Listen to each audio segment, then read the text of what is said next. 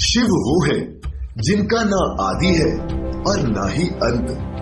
परमात्मा भगवान शिव ही इस सृष्टि के निर्माता भी हैं और विनाशक भी। धर्म ग्रंथों के अनुसार धर्म की रक्षा के लिए और अपने भक्तों से प्रसन्न होकर शिव कई बार इस तरह पर अवतरित हुए हैं। तो आइए जानते हैं भगवान शिव के कितने अवतार हुए हैं। नमस्कार दोस्तों, द डिवाइन टेल्स पर आपका एक बार फिर स्वागत है। शिव महापुराण में भगवान शिव के 19 अवतारों का वर्णन मिलता है, लेकिन बहुत कम लोग भगवान शिव के इन अवतारों के बारे में जानते हैं। शिव के सभी अवतारों के बारे में जानने के लिए इस वीडियो को अंत तक जरूर देखें। वीरभद्र अवतार। भगवान शिव का ये अवतार तब हुआ था जब दक्ष द्वारा आयोजित यज्ञ में माता सती ने अपनी देह का त्याग किया था।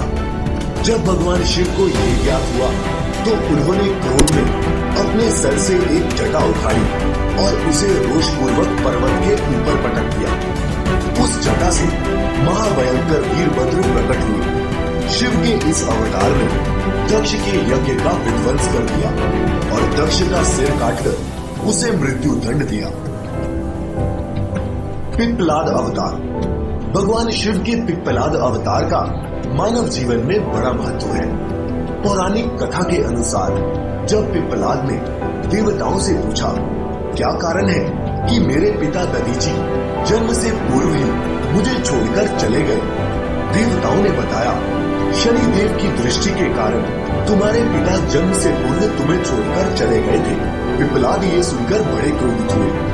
उन्होंने शनि को नक्षत्र मंडल से गिरने का श्राप दे दिया। श्राप के प्रभाव से शनि देव उसी समय आकाश से गिरने लगे।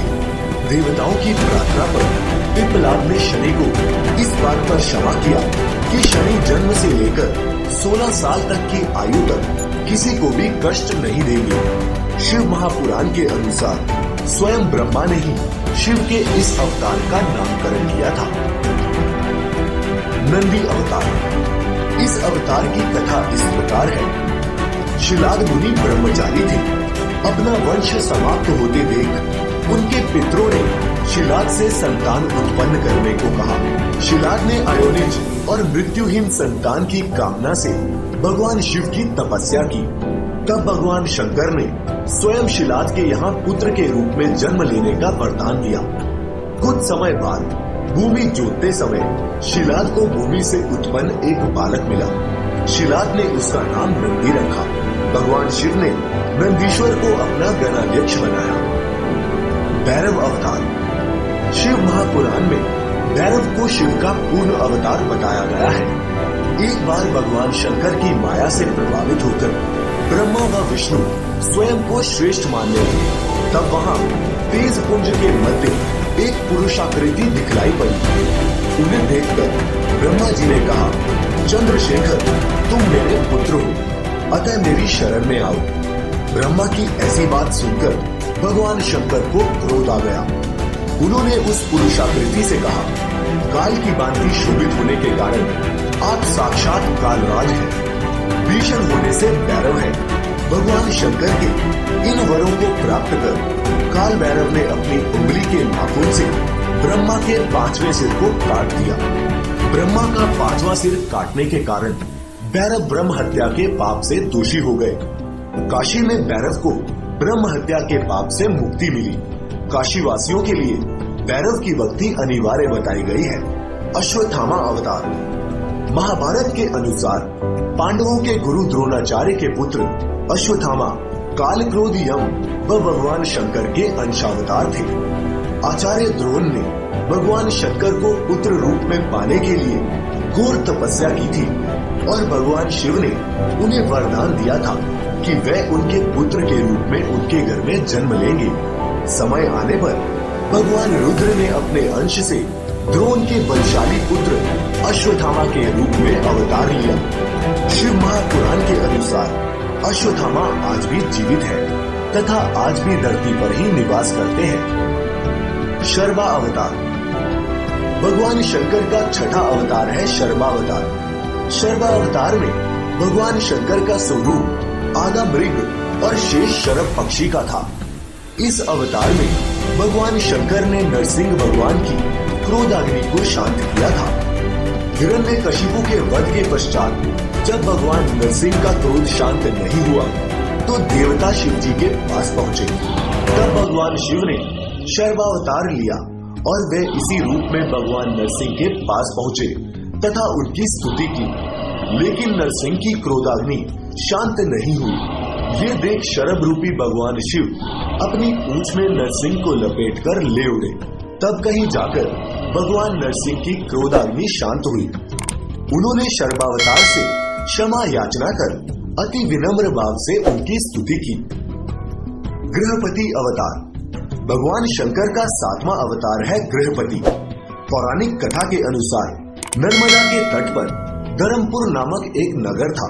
वहाँ विश्वानर नाम से एक मुनि तथा उनकी पत्नी सुशिम्ति रहती थी। सुशिम्ति ने बहुत काल तक निसंतान रहने पर एक दिन अपने पति से शिव के समान पुत्र प्राप्ति की इच्छा की। पत्नी की अभिलाषा पूरी करने के लिए मुनि विश्वानर काशी आ गए। उन्होंने यहाँ घोर तप किया। यहाँ उन्होंने घोर तप द्वारा भगवान शिव की आराधना की। एक दिन मुनि को लिंग के मध्य एक बालक दिखाई दिया। मुनि ने बाल रूपी शिव की पूजा की। उनकी पूजा से प्रसन्न होकर भगवान शिव ने सुशिम्ति के गर्भ से अवतार लेने का वरदान दिया। कालांतर में सुशिम्ति गर्भवती हुई और भगवान शिव सुशिम्ति के गर्भ से पुत्र रूप में प्रकट हुए। ऋषि दुर्वासा धर्म ग्रंथों के अनुसार सती अनुसुईया के पति महर्षि अत्रि ने ब्रह्मा के निर्देशानुसार पत्नी सही रक्षकुल पर्वत पर पुत्र कामना के लिए घोर तप किया। उनके तप से प्रसन्न होकर ब्रह्मा, विष्णु और महेश तीनों उनके आश्रम पर आए। उन्होंने कहा, हमारे अंश से तुम्हारे 3 पुत्र होंगे जो तीनों लोकों में विख्यात होंगे और माता पिता का यश बढ़ाने वाले होंगे। समय आने पर ब्रह्मा जी के अंश से चंद्रमा उत्पन्न हुए, विष्णु के अंश से श्रेष्ठ संन्यास पद्धति को प्रचलित करने वाले दत्तात्रेय उत्पन्न हुए और रुद्र के अंश से मुनिवर दुर्वासा ने जन्म लिया। हनुमान अवतार भगवान शिव का हनुमान अवतार सभी अवतारों में श्रेष्ठ माना गया है। इस अवतार में भगवान शिव ने एक वानर के रूप में जन्म लिया था। शिव महापुराण के अनुसार देवताओं और दानवों को अमृत बांटते हुए विष्णु जी के मोहिनी रूप को देखकर लीला पर शिव ने कामातुर होकर अपना वीर्यपात कर लिया। सप्त ऋषियों ने उस वीर्य को कुछ पत्तों में संग्रहित कर लिया। समय आने पर सप्त ऋषियों ने भगवान शिव के वीर्य को वानर राज केसरी की पत्नी अंजलि के कान के माध्यम से गर्भ में स्थापित कर दिया, जिससे अत्यंत तेजस्वी एवं प्रबल पराक्रमी श्री हनुमान जी उत्पन्न हुए। वृषभ अवतार भगवान शिव ने श्री विष्णु के पुत्रों का संहार करने के लिए वृषभ अवतार लिया था। धर्म ग्रंथों के अनुसार जब भगवान विष्णु दैत्यों को मारने पाताल लोक गए तो उन्होंने वहाँ बहुत सी चंद्रमुखी स्त्रियां दिखाई पड़ी। विष्णु ने उनके साथ रमन करते हुए बहुत से पुत्र उत्पन्न किए। विष्णु के इन पुत्रों ने पाताल से पृथ्वी तक बड़ा उपद्रव किया। उनसे घबराकर ब्रह्मा जी ऋषि मुनियों को लेकर शिव जी के पास गए और रक्षा के लिए प्रार्थना करने लगे। तब भगवान शंकर ने वृषभ रूप धारण कर विष्णु पुत्रों का संहार किया। प्रिय श्रोताओं, शिव के अवतारों की महिमा को एक वीडियो में समेटना आसान नहीं था, इसलिए बाकी बचे 9 अवतारों की वीडियो भी जल्द पेश करेंगे। उम्मीद है भगवान शिव की महिमा आप सभी पर बनी रहेगी।